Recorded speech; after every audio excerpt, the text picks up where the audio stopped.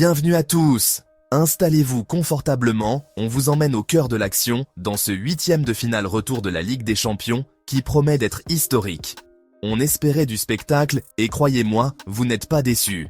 Ce soir, l'Atlético Madrid accueille le Real Madrid à l'Estadio Metropolitano, dans une rencontre où tout se joue dès les premières secondes. Dès le coup d'envoi, l'atmosphère est électrique. L'Atlético, encore marqué par la défaite 2-1 subie à Bernabéu la semaine dernière, monte sur le terrain avec une détermination sans faille.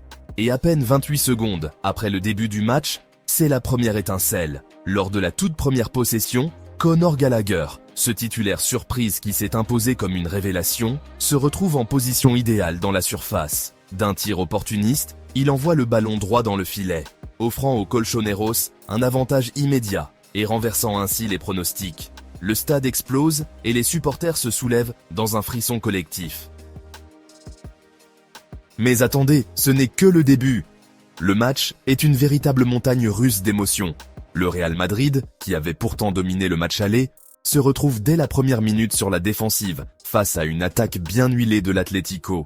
Les Merengues, habitués aux victoires à Bernabéu, peinent à trouver leur marque face à une équipe adverse résolue à renverser la vapeur.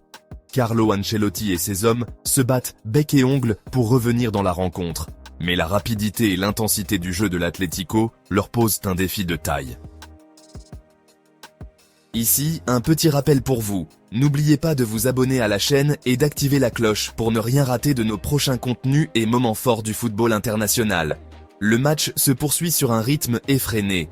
Les deux équipes se neutralisent, se cherchent, et c'est à peine si quelques occasions se présentent. Le Real Madrid tente de répliquer avec brio et obtient une chance en or grâce à un penalty. Pourtant, dans une tournure inattendue, Vinicius Junior, sous la pression de l'instant, envoie sa tentative directement dans les tribunes, plongeant ses coéquipiers dans une frustration palpable.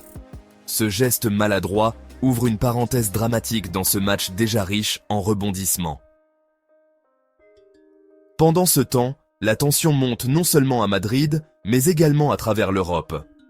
Hier soir, le choc XXL entre Liverpool et le Paris Saint-Germain avait tenu en haleine les fans jusqu'à la séance de tir au but, avec une victoire arrachée de justesse par les Parisiens.